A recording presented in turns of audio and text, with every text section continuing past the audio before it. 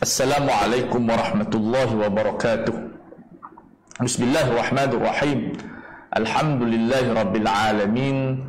Wassalatu wassalamu ala sayyidil mursalin wa imamil muttaqin wa ala alihi wa ashabihi ajma'in, amma ba'd. InsyaAllah tuan-tuan dan puan-puan, kita di program Pondok Online di bawah tajaan ataupun Organizer Jawi yang merupakan program mingguan. Setiap minggu kita ada di masjid wilayah. Saya berada di masjid wilayah untuk tempoh 10 siri, dan kita sudah, ini siri yang keempat ya. Baki ada 6 lagi untuk kita menghabiskan perbincangan tentang fiqh medik, yang saya menggunakan muqaddimah fi fiqh al-asri oleh al-allamah Syekhuna Dr. Fadlul Abdullah Murad. Dan kita pada minggu lepas telah membicarakan tentang banyak isu fiqh perubatan yang merangkumi fadilat kita dalam bidang perubatan, adab-adab pesakit ya. Dan pada hari ini kita akan menerangkan tentang kewajipan syar'i yang perlu dipatuhi oleh seorang doktor, atau kita namakan sebagai ethics, okey, etika doktor. Dan ini sepakat semua agama dan sepakat semua negara atau bidang perubatan, semua doktor bersepakat betapa pentingnya doktor terikat dengan etik, kerana ia melibatkan nyawa, ya, melibatkan tubuh badan manusia. Maka doktor sangat perlu beretika dengan etika yang telah disepakati oleh perubatan. Wajibu, ini kita akan bincang. Ya, wa yajibu 'ala at-tabib an-nasihatu, ya silap. Wa yahrumu 'ala at-tabib ifsha'u sirrin. Haram kepada seorang doktor membongkar rahsia pesakit. Mimma atla'ahu 'alaihi al-marid. Apa yang diceritakan oleh pesakit bila dia minta history ataupun nak buat diagnosis, dia akan cek pesakit memberi cerita dia punya history dia. Rekod yang dibuat oleh doktor atau nurse itu wajib disimpan, kerana penyakit ini juga mengaibkan seseorang. Tapi yang kita sedih sekarang ni, kita sendiri yang kadang-kadang mendedahkan sakit kita kepada orang ramai di FB, di IG. Sakit kita ni boleh dedah kepada 3 orang, seperti yang disebut oleh Al-Imam Ghazali rahimahullah. Kita mengadu kepada Allah, kita ini ashku bathi wa huzni ila Allah, mengadu pada doktor dan juga macam kaunselor lah, disebut al-murabbi. So bila kita dapat penyakit dan kita cerita kepada orang, benda itu akan menyebabkan orang pandang kita tak apa nak bagus. Tak kira lah gula kita tinggi ke, darah kita naik ke, biar kita bersendirian dengan doktor. Makna benda itu tak perlu orang tahu. Misal saya ada penyakit, perlukah saya cerita saya ada penyakit dekat FB saya, dekat IG saya? Tidak perlu. Itu satu benda yang menjatuhkan maruah saya. So begitu juga doktor tidak boleh menceritakan rahsia, sebab fail itu dia yang pegang. Fail pesakit ada di klinik dan di hospital, dan perlu dirahsiakan. Dia tak boleh sembarang kawan, ini patient saya nama si fulan ada penyakit kanser, si fulan ada penyakit sekian. Apatah lagi kalau menceritakan tentang aurat, ambil gambar dan seumpama dengan dia. Saya pernah nasihatkan pelajar perubatan, apabila mereka masuk lab anatomi, mereka berhadapan dengan mayat, dan kita katakan pembelajaran mayat itu adalah darurah tibbiyah tuqaddaru biqadriha, mesti ada sukatannya, mesti ada yang disebut sebagai kadar dia, tidak boleh melebihi apa yang diperlukan dalam pembelajaran. Jadi sebahagian daripada sahabat-sahabat kita ni dia tak ada soalan. Sebahagian daripada sahabat-sahabat kita ni dia buat selfie dengan mayat. So ini bercanggah dengan akhlakiyah Islam, kerana tidak boleh kita mengaitkan mayat. Tak kira mayat tu orang bukan Islam, mayat Islam, yang dijadikan letak di dalam makmal itu, kemudian kita ambil gambar selfie sebagai kenangan, itu bukan mahal dia. Untuk kita kenangan zikrayat, kenangan ada waktu, ada tempat dan mahal. Tak boleh kita semua benda kita buat sebagai satu tempat penggambaran, seperti mana orang buat kubur sebagai TikTok dan sebagainya. So itu antara benda etik yang perlu dipatuhi oleh semua orang. Semua benda ada etika. Hatta ceramah pun ada etika. Ya, tidak boleh maki orang, tidak boleh menyebarkan rahsia, tidak boleh membawa kepada kefasadan. So apa juga benda ada mizan yang khas. Semua benda ada dia punya apa nama dia, kita katakan standard, mi'yar yang perlu dipatuhi oleh semua orang. Hatta juru kamera pun ada mi'yarnya. Ya, dia tidak boleh merakam gambar tanpa izin. Yang kita tengok sekarang ni yang berlaku aksiden, apa juga berlaku, kita ambil gambar dan upload di IG kita, di media sosial, semata-mata untuk meraih viewer, dan ini satu benda yang bercanggah dengan etika syariat kita. Illa li amrin syar'iyyin wa yarji'u fi taqrir dhalika ila alim, melainkan benda itu perlu dan diharuskan oleh syariat dan dirujuk oleh pakar. Misalnya doktor nak mengajar patient, nak mengajar pada pelajar, ya, dia perlu mendedahkan sebahagian penyakit-penyakit yang diambil dari pesakit, dan mereka memang pergi test mana-mana hospital untuk mengambil dan mengenali pesakit, untuk ambil history, ya. Penting dalam medik ambil history. So di situ kita akan terdedah kepada aib, dan itu dimaafkan pada kadar yang disukai. Wa yahrumu 'ala al-mar'ati an takshifa 'aurataha li-tabib. Tak boleh orang perempuan dengan sengaja nak mendedahkan auratnya kepada doktor. Wa kadza rajulun 'ala tabibatin, begitu juga dengan pesakit lelaki, pasien lelaki nak mendedahkan auratnya. Tak ada nak buka, kita dah buka dah, dengan tujuan sengaja. Ataupun mungkin di sana ada pasien-pasien yang cuba menggoda doktor dan sebagainya, seperti pasien perempuan. Dan pernah timbul isu yang mana ada orang perempuan melawak lah, kalau dia nak beranak, dia nak doktornya handsome. Jadi betul kita melawak, tapi melawak begitu tak bagus lah, sebab dia melibatkan aurat. Bukan kita katakan salah apa nama dia, doktor lelaki sambut baby tu, tetapi cara kita nak melawak tu dia akan membawa kepada kesangsian masyarakat, dan akan membawa kepada, kita katakan orang sebut sebagai tuhmahan, ya, sebagai tuhmahan. Jadi perlu kita elak daripada melawak-melawak yang boleh tidak mengharmonikan masyarakat. Illa fi hali tari' ad-daruri min inqadi hayatin wa nahwiha, melainkan dalam keadaan darurat untuk menyelamatkan nyawa ataupun menyelamatkan anggota badan.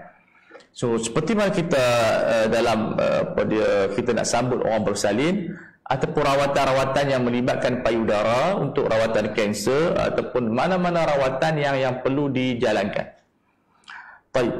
Jadi itu dibolehkan kerana faktor kesihatan dan juga faktor nyawa. Bukan darurat ini hanya melibatkan nyawa, tetapi melibatkan kita katakan kesihatan, ataupun penyakit itu dapat dicegah dan juga dielakkan. So perlu bagi saya bawabit yang lebih jelas, dan saya pun memang ada bawabit yang kita buat yang lebih detail, more detail, bukan setakat kata-kata menyelamatkan nyawa, tetapi di sana ada ruang-ruang yang walaupun dia tak mati lagi, walaupun tak sakit lagi, tetapi dia melibatkan kepentingan untuk kita diagnosis. So itu juga sebagai hajiah, dan al-hajah mengharuskan perkara yang diharamkan kerana sadd zara'i'. Ma harma li ghairihi jaza 'inda al-hajah. So sentuhan dan melihat aurat ini dia adalah kita katakan haram li ghairi, dan bila haram li ghairi sebab dia membawa kepada takut, membawa kepada zina dan seumpama dengannya, dibolehkan ketika ada hajah. Hajah maksudnya masyaqqah, yang bebanannya tidaklah membawa kepada kematian, tetapi mungkin kos tinggi, mungkin melibatkan kepada sakit itu berpanjangan. Jadi di sini perlu kita meletakkan ma'ayir yang jelas kepada hospital. Saya tengok ada satu hospital nama Ohana. Ohana mereka declare sebagai syariah compliant, syariah mesra. Cuma perlu mereka tunjukkan siapa penasihat syariah mereka. Dan sekarang ni dibelas di Facebook dan bagus. Cuma ada perkara-perkara yang mungkin mereka tak perasan, apa nama dia, ada nurse yang t-shirtnya pendek, tangan pendek. Itu yang perlu diperbetulkan. Walaupun apa nama dia, yang lain semua okey, cuma kita kena cek semua dari sudut ubat, dari sudut cara rawatan dan seumpama dengan di approach yang digunakan. Tapi saya ucap tahniah kepada hospital itu cuba menunjukkan syariah compliant. Cuma kalau mereka letak siapa panel-panel mereka tu lebih baik, supaya orang tahu siapa panel mereka yang faham tentang fiqh perubatan. Okey. Baik. Oh, okey. Jalan okey semua? Semua clear? Suara semua jelas kan? Alhamdulillah. Saya pun insya-Allah dulu ada plan dah nak buka klinik dengan kawan-kawan doktor, tapi tak kesampaian sebab PKP, kita fikir lain. Mudah-mudahan ada rezeki untuk saya buka klinik bersama rakan-rakan doktor untuk kita nak create syariah compliant dari sudut pelbagai aspek, dari sudut cara penggunaan ubat, dari sudut perniagaan itu sendiri, dari sudut maklumat ubat itu sendiri lebih clear dan jelas. Itu di antara saya punya cita-cita lah, untuk ada klinik yang patuh syariah di bawah seliaan saya insya-Allah. أما في الحالة التي جرت عليه العادة وهو غير حالة الضرورة فإن المرأة لا تولدها إلا المرأة ويحرم على الرجل ولو كان محرما لها كأخ أو أب إلا الزوج. Masya Allah, ini satu pendekatan yang baik. Dalam keadaan biasa beranak normal, tapi sebenarnya ini juga walaupun beranak normal ini sebenarnya dia ada komplikasi sebenarnya. Dalam bersalin, kadang-kadang bayi itu terhalang, duduk lama dalam perut, tak boleh keluar. Sebab itu bagi saya pandangan ini pandangan yang sesuai di tempat-tempat yang masih ada dola. Isu hangat, dan saya mendoakan isu ini dapat diselesaikan dengan baik. Karena dola ini satu benda yang perlu dilatih. Dan tak boleh kita ambil macam tu. Di sana ada gerakan-gerakan dola yang mereka tidak faham bahawa perubatan ini dia ada zaman dia. Mungkin 100 tahun dulu sesuai dengan dola, tapi sekarang ini dia tidak sesuai. Kerana risiko nyawa itu wujud. Mungkin bayi itu songsang dan seumpama dengannya yang berhajat kepada kepakaran. Sebab itu saya dalam bab ini saya nak cerita detail lagi. Walaupun dia bersalin normal, tetapi di sana ada pada keadaan-keadaan yang kadang-kadang ada ketumbuhan yang menghalang baby keluar. Sebab itu saya punya pandangan peribadi fiqhi sebagai ijtihad muasir, saya tidak membenarkan dola untuk menyambut bayi. Melainkan yang tu dia tidak pergi hospital itu untuk tolong tu kira lain, tapi secara amnya tidak boleh dihandle oleh mereka. Melainkan kalau Kementerian Kesihatan memberikan sijil pengesahan yang mereka ini diiktiraf sebagai pakar untuk menyambut baby. Apabila dalam isu ini dola ini tidak berdaftar di bawah KKM, mereka akan ada isu dari sudut security, dari sudut jaminan. Assurance itu jaminan tidak ada. Segi pembayaran, ganti rugi, keselamatan, siapa yang bertanggungjawab dan seumpama dengan dia. Jadi benda-benda sedemikian rupa, masyarakat perlu faham dalam zaman sistem ini kita mesti melihat kepada anasir ataupun sistem dari sudut legalnya, dari sudut kepakarannya, dari sudut otoritinya. Walaupun kadang-kadang mereka ada pengalaman menyambut baby dengan selamat, tetapi cara sedemikian berada di zaman moden ini sangat berisiko tinggi. Dan rawatan moden ini bukan kita katakan datang daripada Barat ataupun Yahudi dan seumpama dengan dia. Ia merupakan satu perkara yang diizinkan oleh syariat untuk medik ini berkembang. Dan bila medik berkembang, sistem-sistem lama yang ada risiko tinggi, yang ada bahaya kepada pesakit, kita mesti hentikan. Sebab itu hatta saya khatan wanita, khatan lelaki, saya tidak galakkan dilakukan oleh mereka yang tidak ada tauliah lah, bahasanya tauliah ataupun lesen daripada Kementerian Kesihatan, kerana ia akan melibatkan risiko nyawa dan juga kemudaratan pada kemaluan. Jadi kalau kita masih lagi berpegang dengan zaman dulu yang dimaafkan, zaman dulu dimaafkan kerana mablaghul ilmi, yang ada ilmu ketika itu yang tu sahaja yang ada. Dan apabila berlakunya tatawurat, berlakunya perkembangan moden ini, kita tidak boleh menerima benda-benda yang ada high risk. Dalam bidang yang lain tak apa, tapi dalam bidang nyawa ini kita mesti mau dia punya security dia, mesti dijaga dia punya keselamatan dia, supaya anak-anak, ibu bapa, ibu yang melahirkan itu terjamin. Sebab itu di hospital misalnya, kalau baby dah tak boleh beranak secara normal, dia akan dilakukan caesar ataupun kita buat surgery, dan itu akan menyelamatkan nyawa seorang ibu ataupun dapat menyelamatkan nyawa baby tersebut. Sebab baby tak boleh duduk lama dalam perut. So, khayalan-khayalan, maklumat-maklumat dahulu yang kata baby itu boleh hidup 4 tahun, 5 tahun, itu adalah khayalan. Ketika itu maklumat yang ulama-ulama terima itu tidak berdasarkan ilmu, tetapi berdasarkan maklumat yang salah yang diberikan oleh wanita-wanita yang mengandung.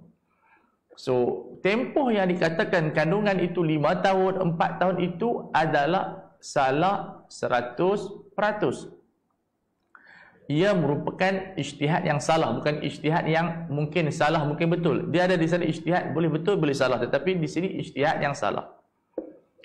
Kerana di sana ada penyakit dia panggil psycho lah, pada wanita yang nak mengandung, mereka tak mengandung, lama-lama dia rasa dia mengandung, macam perut dia besar dan seumpama dengan dia. Jadi dia rasa dia mengandung selama 4 tahun, tahun yang kelima tu dia memang betul-betul mengandung, maka dia bersalin pada tahun yang kelima tersebut, maka dia kata 5 tahun dia mengandung. Sedangkan 4 tahun pertama itu dia tak mengandung apa-apa pun. Sebab itu revolusi maklumat perubatan ini telah mengubah puluhan peratus fiqh perubatan yang dahulunya sesuai, sekarang tidak sesuai. Saya bagi contoh saja tuan-tuan dan puan tentang alamat kematian. Dahulunya kalau kita baca kitab seperti Al-Ashbah wan Nadhair, dia memberi alamat hidung kita jatuh, kemudian kaki kita lurus, kemudian mata kita terbeliak begitu, kemudian jantung kita berhenti, nadi kita berhenti. Maklumat-maklumat sedemikian itu adalah mablagh, itu ultimate information yang ada di zaman tersebut. Kita sekarang ni kematian itu disahkan oleh doktor berdasarkan yang dipanggil sebagai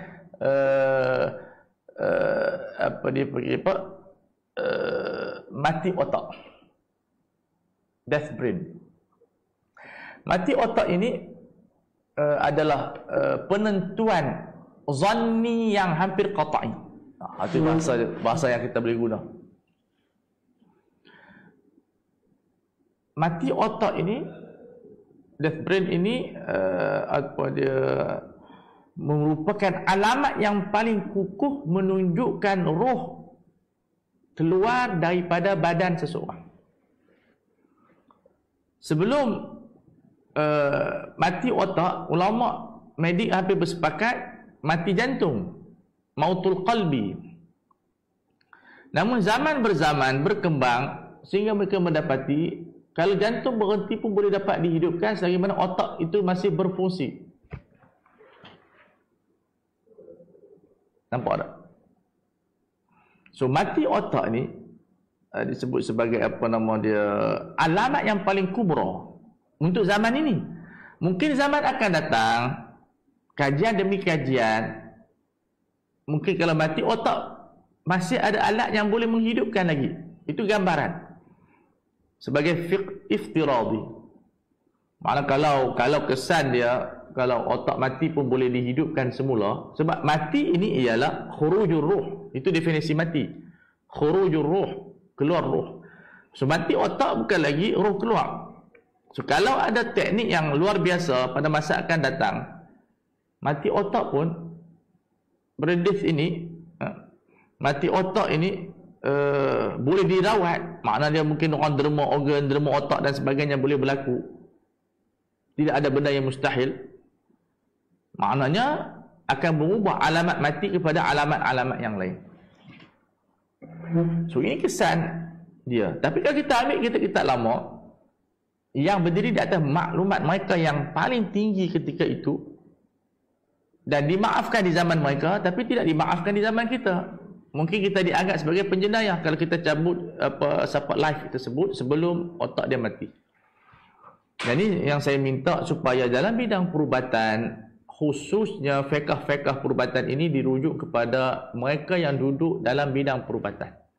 Bukan doktor, tapi ahli fiqh yang menyebutkan diri dalam bidang perubatan, yang ada hubungan dengan para doktor, yang membaca itilak luas dalam bidang fiqh perubatan, yang dia faham apa itu manusia secara maklumat yang sahih, gambaran yang sahih, barulah kita boleh menerima pandangan. Tetapi kalau kita hanya merujuk kepada kitab lama, itu tidak cukup untuk kita mengeluarkan fatwa ataupun pandangan fiqh terhadap isu-isu perubatan yang sangat high risk, yang melibatkan nyawa. Sebab itu alhamdulillah dengan revolusi maklumat perubatan ini menjadikan fiqh ini lebih mesra, lebih ke depan dan mendepani hak-hak human right dalam menjaga hak-hak manusia ini. So dia kata kalau beranak biasa yang boleh sambut orang perempuan, hatta abang pun tak boleh, bapa pun tak boleh, mereka suami. Tapi sekarang ni itu taswir masalah, bukan waqi'. Waqi'nya bukan senang kita nak menyambut baby. Ada kawan-kawan kita yang menyambut baby sebab darurah, tak ada masalah, tapi tak boleh dijadikan sebagai profession. Bezakan dalam keadaan tertentu, ayah sambut, suami sambut, ibu sambut, itu dalam keadaan tawari, makna dia berlaku secara tiba-tiba sebab dia nak bersalin sangat tak. Okey. Tetapi yang kita bicarakan ialah profession.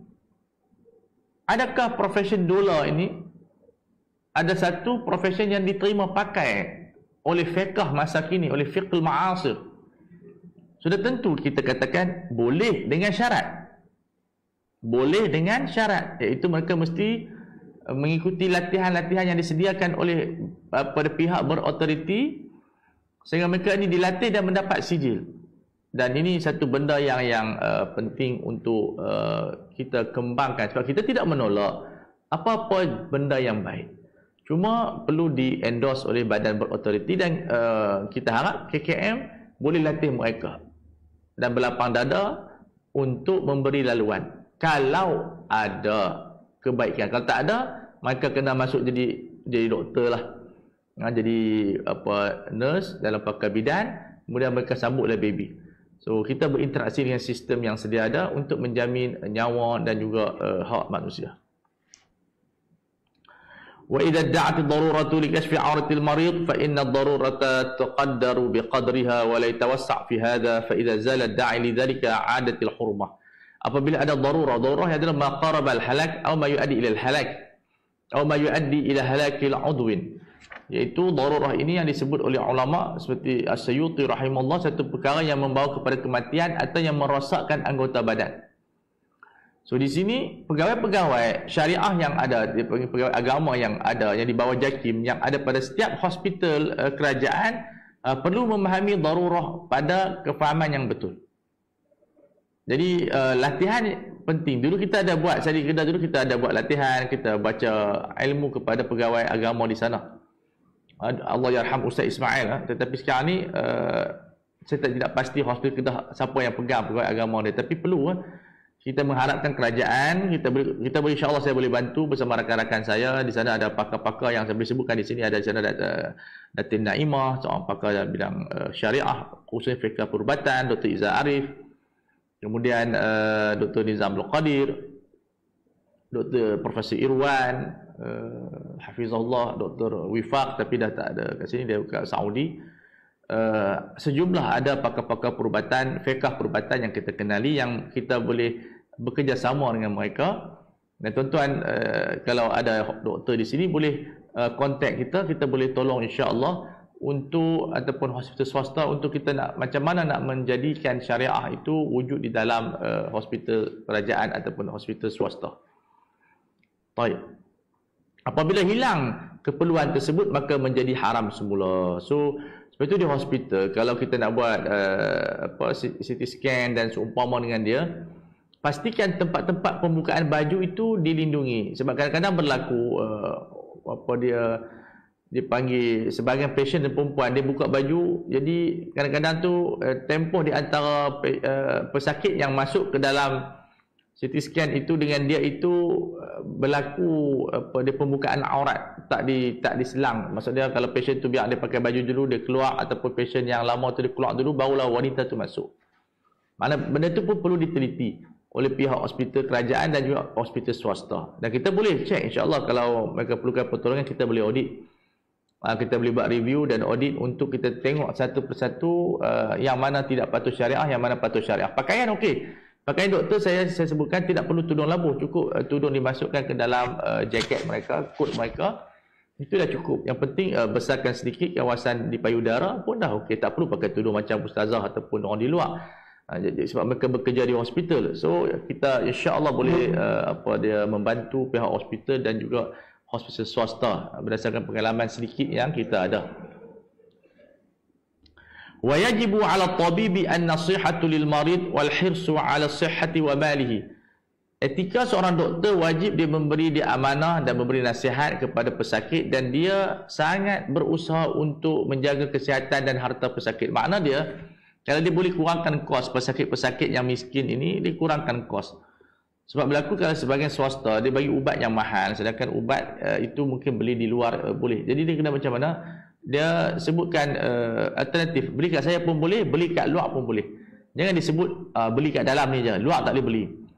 Kadang kita kena faham apa yang disebut oleh Ibnu Sina rahimahullah, etika pesakit doktor sejak zaman dulu lagi ialah membantu membantu pesakit, bukan membebankan mereka. Bahkan Ibnu Sina mengarahkan anak-anak murid jangan ambil kos rawatan daripada orang miskin.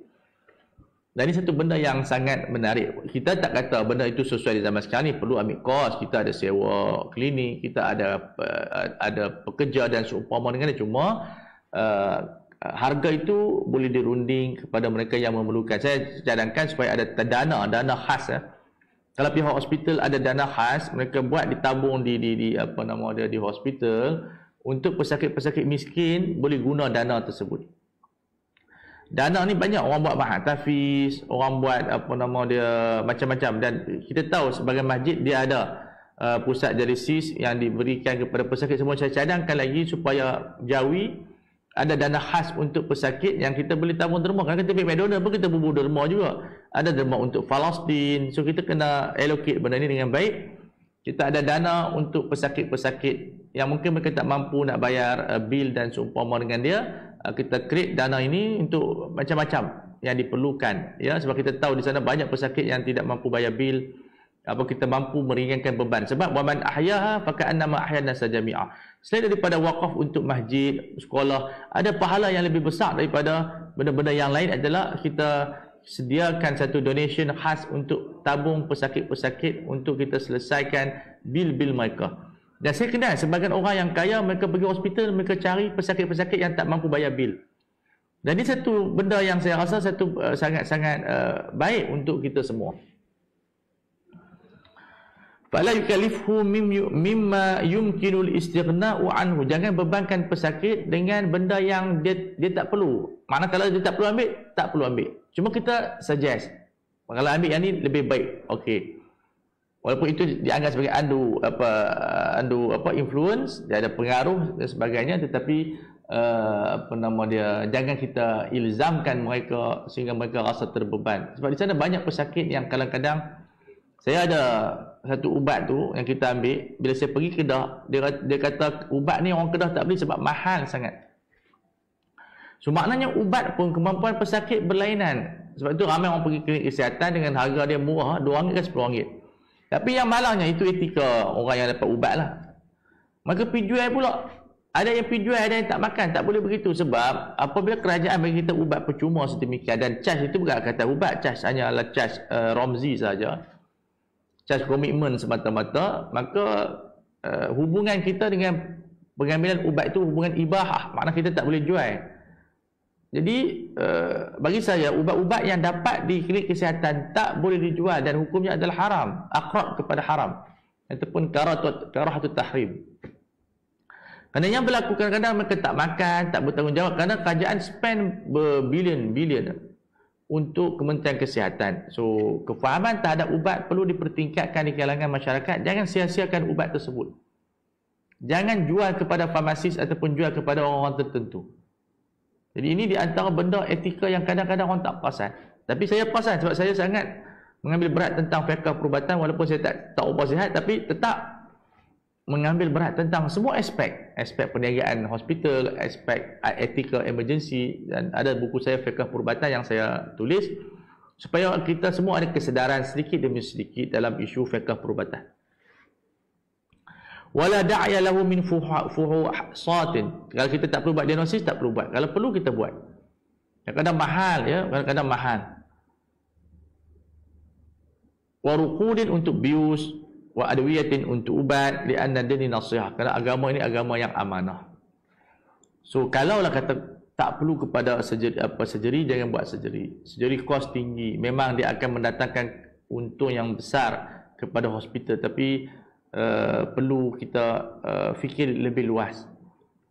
Maknanya macam mana kita nak membina hospital lebih mesra masyarakat dengan kita tak kata cas rendah, sebab perubatan ni dia ada kepakaran, doktor-doktor pakar, perlu dibayar gaji yang tinggi. Tapi saya rasa keadaan yang lebih sederhana, lebih transparent, lebih disclose, perlu pendedahan, kefahaman supaya orang yang membayar itu dia puas hati walaupun dengan harga yang tinggi. Kenapa harga tinggi?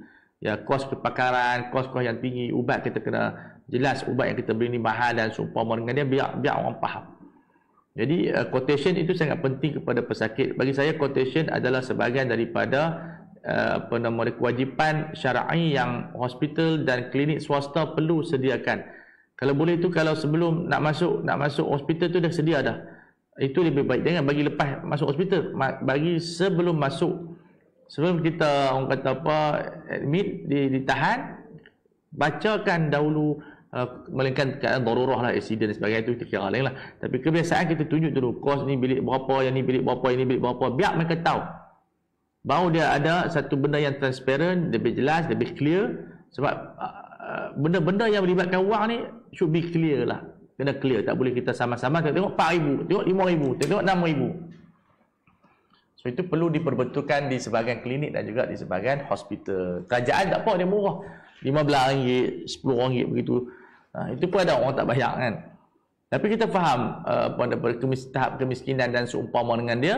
Cuma saya cadangkan supaya Jawi melancarkan dana tabung kesihatan untuk kita bantu mereka-mereka yang tak dapat melunaskan bil-bil dan seumpama dengan dia.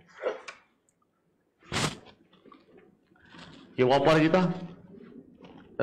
Sekarang ni hari ni tak ada soalan. Saya ceramah terus ya. Tapi kalau siapa nak tanya, boleh tanya dekat Facebook tulisan tu. Kalau saya nampak ada persoalan, saya jawab. Baik. Wa idza iqtada al-amru an yadulla mariduhu ala tabibi ghairi aw mustashfa fa innahu yajibu dhalika li anna ad-din nasihatu wa yajibu alayhi fi al-hal at-tari'ah wa daruriyyah aw halatin la yumkinu ilajuha illa fi tilkal jihah. Ini dipanggil tahwil doktor. Kalau keadaan itu menuntut doktor itu ayadulla maridahu, ayadulla at-tabib maridahu ala tabibin ghairihi, dia perlu bagi tahu, saya tak pakar bidang ni, dia refer kepada hospital, kepada pakar yang lain, wajib ketika itu fa innahu yajibu dhalika muqtadal amr. Makna dia perlu bagi tahu kepada pasien, saya tak boleh buat rawatan ni, kena refer kepada doktor yang simpulan, dia pakar dalam bidang ini. So ini satu benda etika yang tinggi ya. Sama dengan fatwa. Fatwa, kalau orang tanya saya tidak mampu menjawab, saya tanya si fulan ini, tanya doktor ini, tanya ustaz ini, tanya syekh ini. Kerana ini dipanggil min babit tahwilul al-mustafti ila muftin akhar. Iaitu min bab kita memindahkan seorang muqallid yang bertanya tentang fatwa kepada mufti yang lain yang lebih a'lam daripada kita. Sebab ifta' ni musyakkik. Dia melibatkan kekuatan. Ada mufti yang lebih alim, ada yang separa alim, ada yang sederhana alim, ada yang lebih alim. Dan mereka ni menjawab dalam bidang masing-masing seperti mana yang disebut oleh Al-Imam Ghazali rahimahullah, wa laysa biwajibin 'alal mufti an yujiba 'an kulli mas'alatin. Tak menjadi satu kewajipan kepada setiap mufti menjawab semua persoalan. Dia hanya menjawab dalam bidang takhasusnya. Dan kalau kita berdisiplin dengan kaedah ini, insya-Allah kecelaruan fatwa tidak akan berlaku. Baik.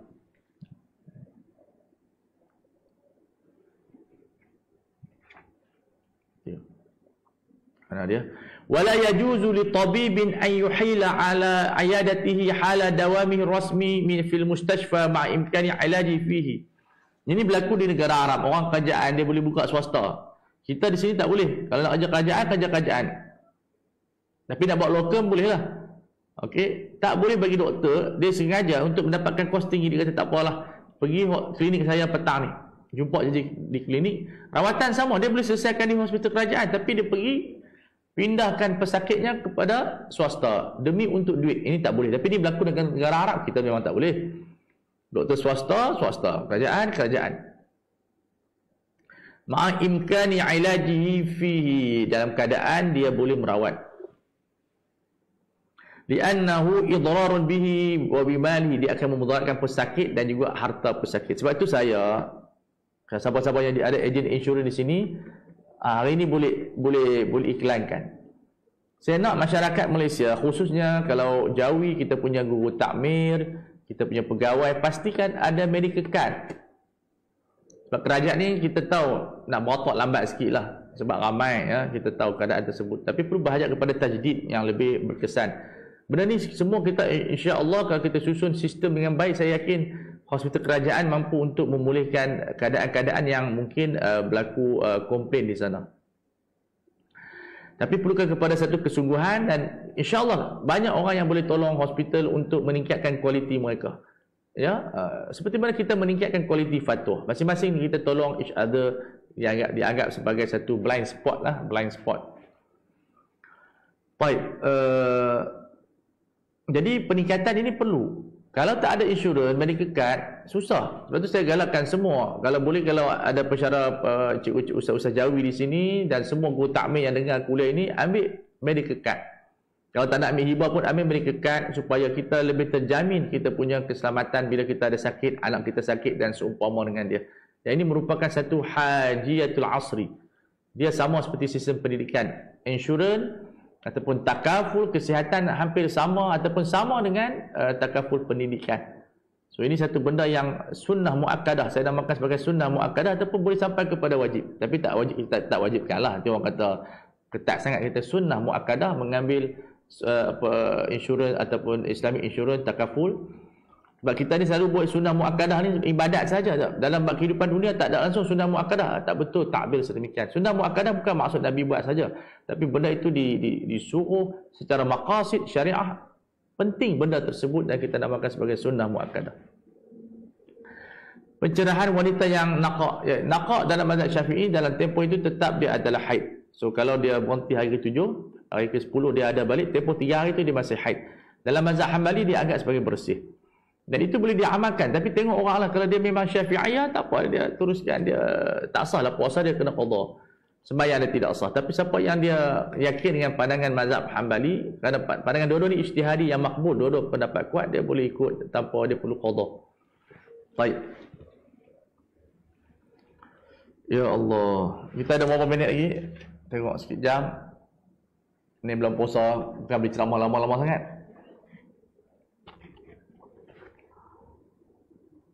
Wa malul muslimi haramun illa bihaqqi. Menggunakan harta orang Islam adalah haram tanpa kebenaran. Kalau ada kebenaran, ada hak, okey, lain clear. Wala yu'minu ahadukum hatta yuhibba li akhi ma yuhibbu li nafsi. Dan tidak sempurna iman seseorang sehingga dia sayang saudara dia. So doktor ataupun siapa-siapa lah kita pastikan servis kita tidak membebankan masyarakat. Mudah-mudahan begitu. Ya, walaupun kita tak kata haram secara mutlak, tetapi kita berusaha untuk menjadikan hospital kita, khususnya pada swasta lah, perkhidmatan yang mesra, mesra pasien, mesra harga, mesra ibadat, ya, mesra-mesra, semua mesra. Dan kita kenal ramai doktor yang sangat baik-baik belaka. Ya, baik-baik belaka, yang dermawan dan seumpama dengan dia. So, di samping doktor mengejar kekayaan makasib, keuntungan yang besar, jangan lupa di sana sedekah, jangan lupa di sana membantu golongan fuqara. Insya-Allah bila tuan-tuan dan puan-puan tolong orang miskin, tolong orang yang memerlukan, orang sayang, orang doa kepada tuan-tuan dan puan-puan, perniagaan tuan-tuan lebih berkat. Adapun doktor yang bekerja di hospital kerajaan, ikhlaskan diri kerana anda tak dah gaji tinggi seperti swasta, tetapi akan dibalas pahalanya besar di sisi Allah Subhanahu wa taala. So ini di antara apa dia perlu benda world view, dan jangan kita stres. Kadang-kadang kita mungkin gaji tak besar dan sebagainya. Kita tengok orang yang meniaga takaful kaya lagi. Tak apa, itu pandangan zahir. Tapi kalau kita melihat sumbangan kita kepada pasien-pasien di hospital itu lebih baik dan lebih bermakna daripada orang kaya. Kerana tanpa para doktor, siapalah masyarakat? Nyawanya, keselamatannya, kesihatannya. Jadi doktor di antara essential, rukun-rukun pembentukan sebuah negara. Dan jadi kita minta masyarakat, kita hargai doktor, kita hormat doktor kerana mereka merupakan salah satu essential dalam pembentukan sebuah negara. Mana-mana negara, baik negara Islam atau negara bukan Islam. Fa'in qasada naf'ahu li'ajizi imkanatil mustashfa jaza. Kalau dia niat pindahkan kepada klinik dia ataupun hospital swasta sebab hospital kerajaan ini tak ada kelengkapan, itu tidak mengapa walaupun melibatkan kos yang agak tinggi. So semuanya berlegar di antara maslahah pesakit. InsyaAllah ada untungnya, cuma dia berada di kitaran untung sedikit atau untung banyak. Walaupun kita tahu sekarang ni masalah klinik swasta menghadapi juga masalah, ya, pasien pun tak ramai dan seumpama dengan dia, itu adalah bisnes. Jadi perlukan di sana kita katakan kesungguhan lagi. Nak buat promotion tak boleh, tetapi makna dia dari segi perkhidmatan, dari sudut kebersihan, dari sudut servis yang lebih baik, insya-Allah pasien-pasien akan terpikat dengan klinik-klinik tuan-tuan dan puan-puan, insya-Allah. Tapi kalau pergi kena marah, pastikan reception, pembantu-pembantu doktor tu senyum, mesra alam, sebab itu akan melibatkan bisnes mereka, bisnes doktor tu sebut. Tapi kalau garang semacam, orang tak mau main dah. Sebab power of customer ni tinggi. Customer ni bijak, dia suka memilih orang yang mesra.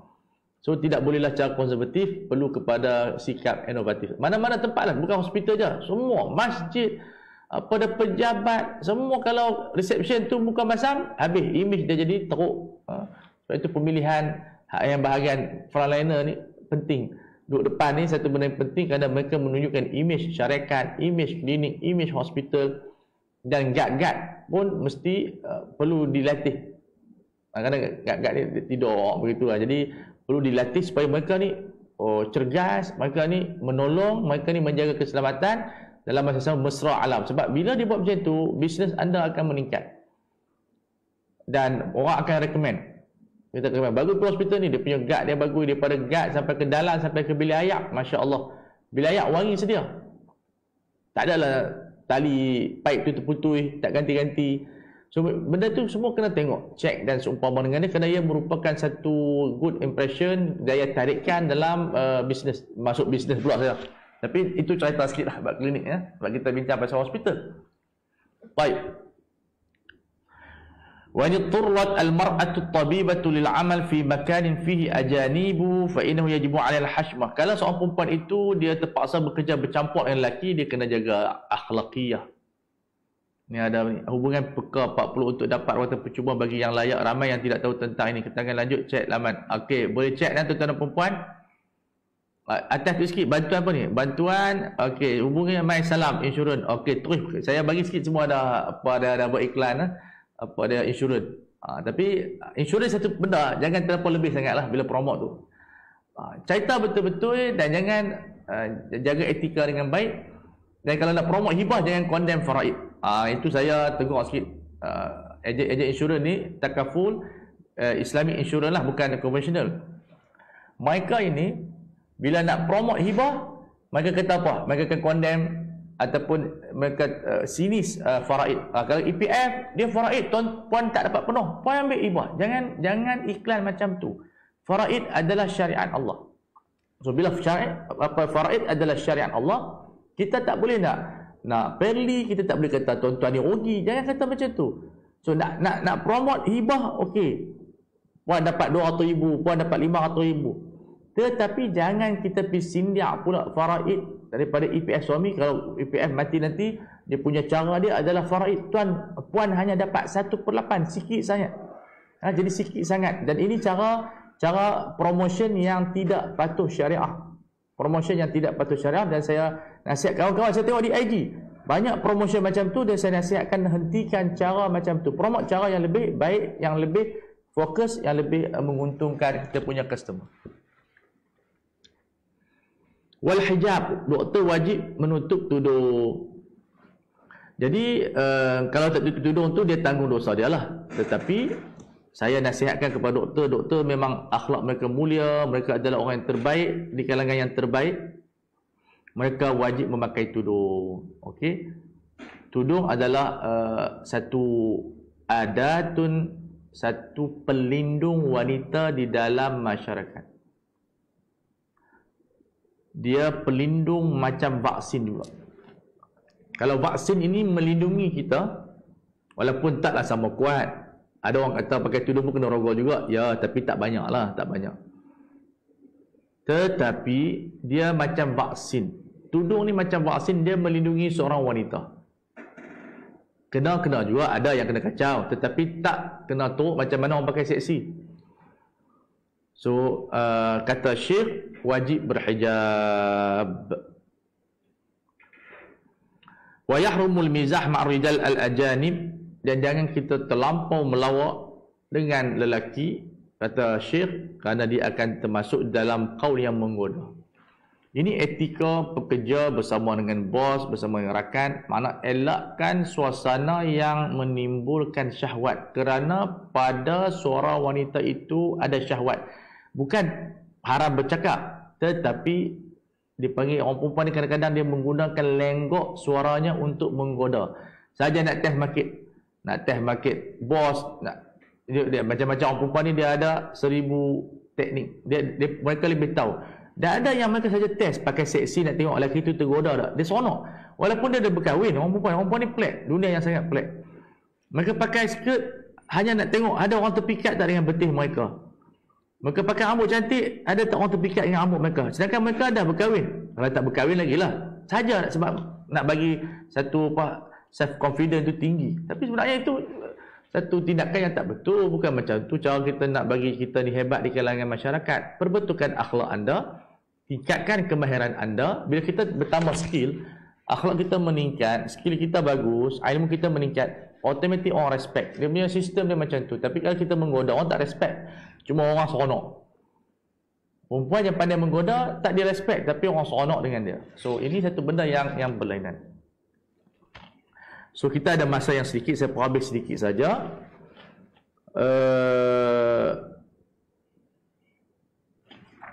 Dan juga haram doktor wanita berkhalwat dengan pasien, berdua-duaan. Jadi pastikan ada nurse ataupun bantunya ataupun suaminya, biar ada 3 orang. Pastikan dalam klinik ataupun hospital, bila rawatan tersebut ada 3 orang. 3 orang tu tak kira lah, 2 lelaki 1 perempuan ataupun 2 perempuan 1 lelaki. Itu lebih better lah. Okey, tapi 2 lelaki 1 perempuan ni jangan di hotel. Itu lain. Ni di hospital. Jadi hukum tidak sama. So masa kita dah habis, saya harap insya-Allah. Ada soalan di sini, tulis tak? Okey, tak ada. Saya harap kita bertemu lagi pada bulan depan.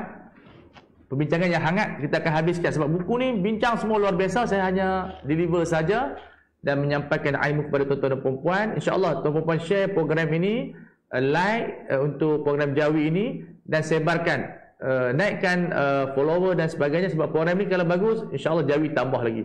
Kalau tak bagus, Jawi hanya buat kali ini ikut. Jadi tuan-tuan, sebar-sebarkan, like, share supaya program ini dapat didengar oleh seluruh dunia, penduduk Malaysia di seluruh dunia, Brunei dan juga Singapura dan juga Indonesia. Sebab program ini bagus. Kita ada Fadilatul Mufti Datuk Sahibus Samah, Datuk Luqman. Kita ada banyak lagi pendakwa-pendakwa yang tuan-tuan boleh berkongsi pada setiap hari Sabtu dan Ahad. Dan follow Jawi kita punya program. InsyaAllah akan ada kebaikan pada tuan-tuan dan perempuan. Mudah-mudahan kita dapat bertemu lagi pada bulan depan. Assalamualaikum warahmatullahi wabarakatuh.